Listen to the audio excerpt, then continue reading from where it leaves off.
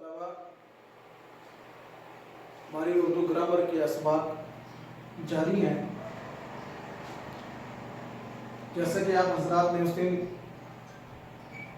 اسم معرفہ کی جو 4 قسمیں تھیں اس میں سے پہلی قسم اسم علم، اس کی تعریفات اور پھر اس کے آگے اقسام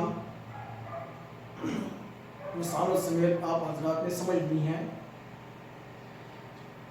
ایک بار آپ پھر سمجھیے کہ اسم معرفہ کی 4 قسمیں ہیں.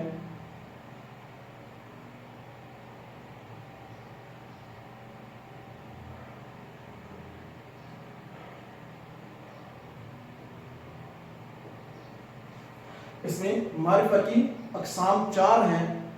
اسم علم، اسم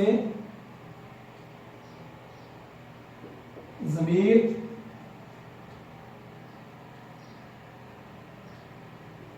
اسم اشارہ اور چوتھی قسم اسم موصول. اسم علم پہلی قسم، دوسری قسم اسم ضمیر، تیسری قسم اسم اشارہ، چوتھی اسم موصول. اسم معرفہ کی جو پہلی قسم ہے اسم علم، اس کی 5 قسمیں بنتی تھیں: خطاب، کنیت، عرف، تخلص اور آگے جو نا وہ لقب. یہ 5 قسمیں ہم نے اس کی تفصیل کے ساتھ پڑھ لی ہیں. اب ہم نے اسم معرفہ کی جو دوسری قسم ہے اسم ضمیر، اسم علم ہو گیا، اسم ضمیر کو پڑھنا ہے. تو آج کا جو ہمارا سبق ہے وہ اسم ضمیر سے متعلق ہوگا. یہ بات آپ اپنی اچھی طرح سے ذہن نشین کر لیجئے.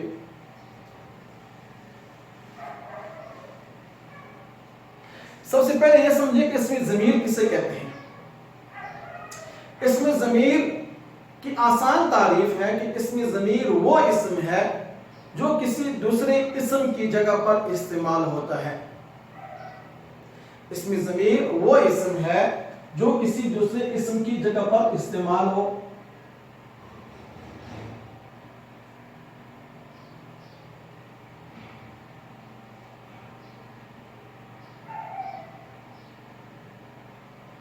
اسم ضمیر کی تعریف ہے وہ اسم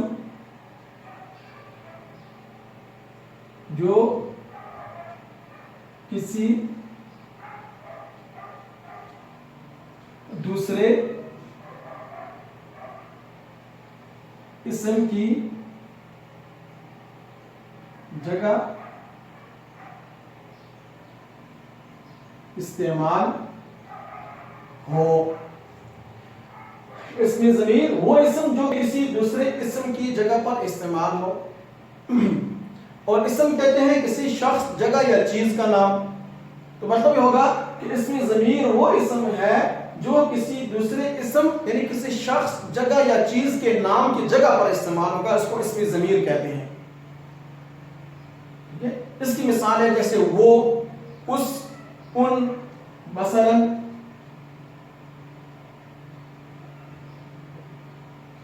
وہ، اس، ان، آپ، ہم، تم وغیرہ وغیرہ وغیرہ. یہ اس کی اقسام ہیں.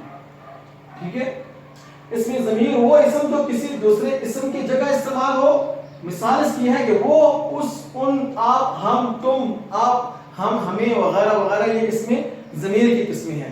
میں نے بتایا تھا کہ اسم ضمیر وہ اسم ہے جو کسی دوسرے اسم کی جگہ، اور اسم کی تعریف ہم نے پڑھی تھی کہ کسی شخص، جگہ یا چیز کا نام. مطلب یہ ہوگا کہ اسم ضمیر وہ اسم جو کسی دوسرے اسم یعنی کسی شخص، جگہ یا چیز کے نام کی جگہ پر استعمال ہو. مثال پھر سمجھاتا ہوں، آپ سمجھیں. مثال کے طور پر حامد اچھا بچہ ہے. وہ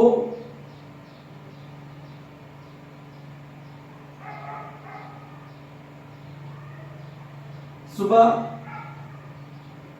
سویرے اسکول جاتا ہے.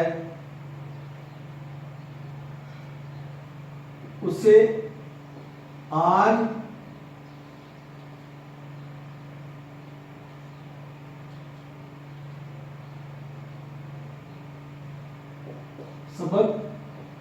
یاد تھا. اب دیکھیے اس مثال کے اندر حامد اچھا بچہ ہے. اب حامد نام ہے، اسم ہے. وہ صبح سویرے اسکول جاتا ہے، وہ صبح سویرے اسکول جاتا ہے. اب یہ وہ جو استعمال ہوا وہ حامد کی جگہ پر استعمال ہوا ہے، اسم کی جگہ. دوسرا اسم ہے نا حامد اسم، تو اس اسم کی جگہ پر وہ استعمال ہوا ہے. تو اس میں ضمیر کی تعریف کی تھی کہ وہ اسم جو کسی دوسرے اسم کی جگہ پر، تو حامد اسم ہے، اس کی جگہ پر وہ استعمال ہوا ہے، لہذا وہ ہم کہیں گے یہ اس میں ضمیر ہے، وہ اس میں ضمیر ہے. اسے آج سبق یاد تھا، تو اسے یہ بھی جو نا حامد کی جگہ پر استعمال ہوا ہے. اسے سے مراد ہے حامد. اس سے سبق یاد تھا، کس سے سبق یاد تھا؟ یعنی حامد کو سبق یاد تھا. اس کا مطلب ہے کہ اسے سے مراد حامد ہے، لہذا اسے اس میں ضمیر ہے کہ حامد کے نام کی جگہ پر استعمال ہوا ہے، حامد کی جگہ پر. ٹھیک ہے، تو پھر سمجھیے کہ اس میں ضمیر وہ اسم جو کسی دوسرے اسم کی جگہ استعمال ہو. ٹھیک ہے، جیسے حامد اچھا بچہ ہے، وہ صبح سویرے اسکول جاتا ہے، اسے آج سبق یاد تھا. اب اس مثال کے اندر حامد جو نا وہ ایک اسم ہے، اس کی جگہ پر جو نا وہ استعمال ہوا ہے اگلے جملے میں. پھر اگلے جملے کے اندر اسے استعمال ہوا ہے، تو یہ اسے وہ یہ حامد کے لیے جو نا وہ اس میں ضمیر ہوں گے. پھر اگلی بات یہ سمجھیں کہ جس اسم کی جگہ پر اس میں ضمیر استعمال ہو، جس اسم کی جگہ پر اس میں ضمیر استعمال ہو اسے کہتے ہیں مرجع. مرجع اس اسم کو بولتے ہیں مرجع. اب حامد کی جگہ پر یہاں پر وہ اس میں ضمیر استعمال ہوئی ہے. اب وہ ضمیر کے لائے اس کو ہم کہیں گے وہ اس میں ضمیر ہے، اس کا مرجع جو ہے وہ حامد ہے. اسے یہ اس میں ضمیر ہے اور اس کا مرجع جو ہے وہ حامد ہے. حامد مرجع کہلائے گا. جس اسم کی جگہ پر اس میں ضمیر استعمال ہو اس اسم کو مرجع بولتے ہیں، لہذا حامد جو ہوگا وہ مرجع کہلائے گا. وہ جو ہے وہ اس میں ضمیر ہے، اسے بھی اس میں ضمیر ہم کہیں گے. پھر سمجھ لیجیے ایک بار پھر میں دوہرا دیتا ہوں کہ اسم معرفہ کی جو دوسری قسم تھی اسم ضمیر. پھر اسم ضمیر کے بارے میں ہم تعریف پڑھی کہ اسم ضمیر اس اسم کو بولتے ہیں کہ جو کسی دوسرے اسم کی جگہ پر استعمال ہو. جیسے وہ، اس، ان، آپ، ہم، تم. یہ اسم ضمیر کی آگے اقسام ہم پڑھیں گے اس کی تفصیل سے. پہلے یہ سمجھیں کہ اسم ضمیر کیسے استعمال ہوتی ہے. دیکھیں حامد اچھا بچہ ہے. حامد تو وہ صبح سویرے اسکول جاتا ہے، اسے آج سبق یاد تھا. اب یہاں پر حامد ایک اسم ہے، اس کی جگہ پر جو نا یہاں پر آگے وہ استعمال ہوا ہے. تو یہ وہ کیا ہے؟ اسم ضمیر ہے. اور جس اسم کے لیے اسم ضمیر استعمال ہو، جس اسم کی جگہ پر اسم ضمیر آئے اس اسم کو مرجع بولتے ہیں. لہٰذا یہ حامد مرجع کہلائے گا، وہ اسم ضمیر ہے، اسے یہ جو اسم ضمیر ہے اور حامد کیا ہے؟ مرجع کہلائے گا. اس کو ہم مرجع بولیں گے. اس میں ضمیر استعمال کیوں کی جاتی ہے؟ اس میں ضمیر اس لیے استعمال کرتے ہیں تاکہ کلام کے اندر خوبصورتی اور روانی پیدا ہو جائے. ٹھیک ہے نا؟ اگر ہم اس میں ضمیر استعمال نہ کرتے تو یہ جملہ یوں بنتا: حامد اچھا بچہ ہے، حامد صبح سویرے اسکول جاتا ہے. اب وہ کی بجائے حامد آتا، حامد صبح سویرے اسکول جاتا ہے، حامد کو آج سبق یاد تھا، حامد کو آج سبق یاد تھا. تو یہ بار بار بیچ میں حامد حامد حامد آتا ہے. اس سے کلام کے اندر خوبصورتی متاثر ہو رہی تھی. تو اس خوبصورتی کو متاثر ہونے سے بچانے کے لیے، کلام کے اندر روانی پیدا کرنے کے لیے، شستگی پیدا کرنے کے لیے کلام کے اندر اس میں ضمیر کا استعمال کیا جاتا ہے. لہٰذا وہ کیا ہے؟ اس میں ضمیر ہے اور حامد مرجع کہلائے گا، اسے بھی اس میں ضمیر ہے اور حامد اس کا مرجع کہلائے گا. ٹھیک ہے، یہاں تک بات ہوگی صاف. اگلی بات سمجھیں کہ اس میں ضمیر کی 3 قسمیں ہیں، 3 صورتیں ہیں اور 3 حالتیں ہیں. اس میں ضمیر کی 3 صورتیں ہیں اور 3 حالتیں ہیں.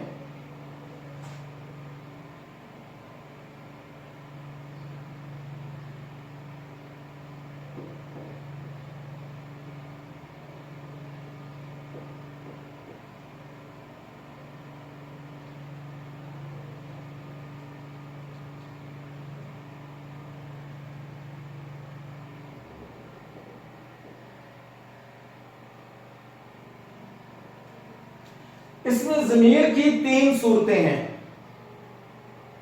ٹھیک ہے، پہلے کو کہا یا عام طور پر کتابوں کے اندر یوں بھی لکھا ہوتا ہے کہ اسم ضمیر کی 3 قسمیں ہیں، لیکن یہ 3 اصل میں صورتیں ہیں، ان کو 3 قسمیں بھی بنا دیتے ہیں۔ پہلی جو نا صورت ہے اسم ضمیر کی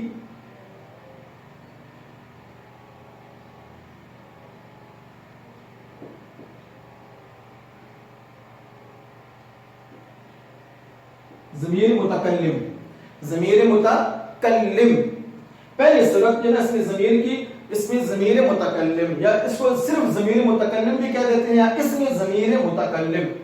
دوسری صورت ہے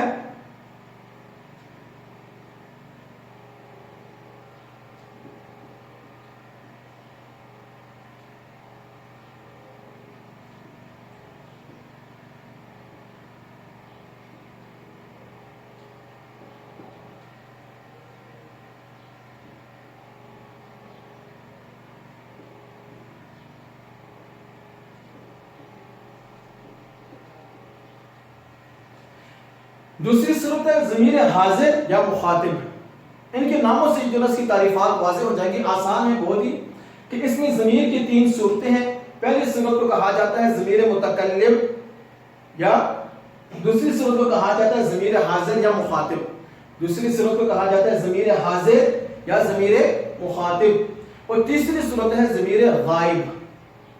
ٹھیک ہے، متکلم کا معنی ہوتا ہے بات کرنے والا، متکلم کا معنی ہوتا ہے بات کرنے والا، جو آدمی خود کلام کرنے والا، متکلم کا لفظ نکلا ہے کلام سے، تکلم کرنے والا، بات کرنے والا، متکلم جو کلام، جو آدمی بات کرتے ہوئے اپنے لیے جو ضمیر استعمال کرے گا اس ضمیر کو کہا جاتا ہے ضمیر متکلم۔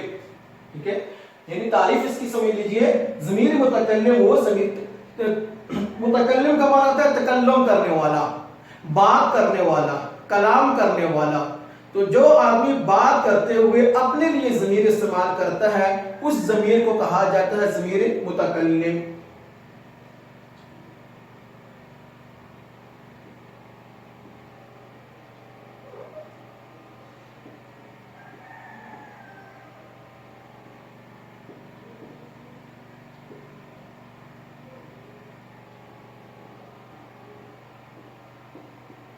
جو کلام کرنے والا اپنے لیے استعمال کرے، اب کلام کرنے والے ایک بھی ہو سکتے ہیں، زیادہ بھی ہو سکتے ہیں، پوری جماعت کی طرف سے بھی بات آ سکتی ہے۔ ٹھیک ہے، اس کی مثال ہے جیسے میں نے کھانا کھایا، میں بازار جاؤں گا، میں سکول گیا، میں آج نہ جا سکا، اور دوسری ہے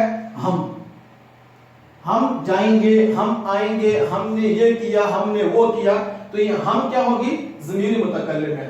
ضمیر متکلم وہ ضمیر جو تکلم کرنے والا، بات کرنے والا، کلام کرنے والا، گفتگو کرنے والا آدمی اپنے لیے استعمال کرتا ہے، اس ضمیر کو ضمیر متکلم بولتے ہیں، اور اس کی مثال ہے میں، ہم۔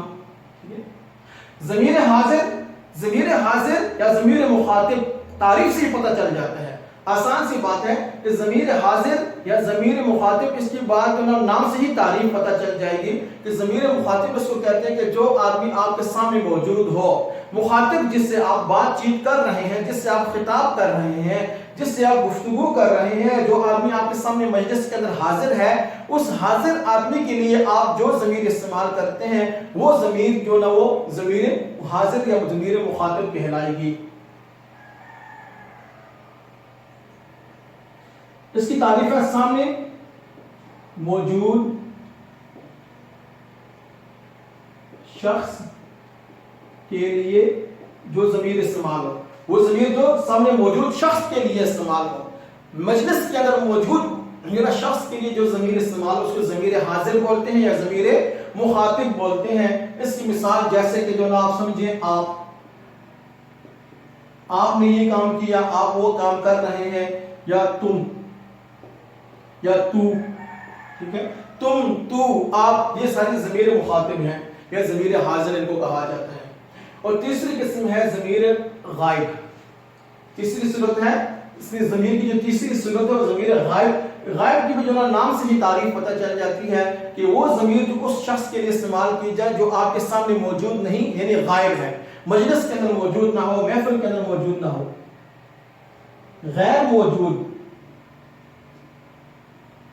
موجود شخص کے لیے جو ضمیر استعمال کی جاتی ہے उसे ज़मीर जो ना वो गायब कहते हैं, जैसे कि वो,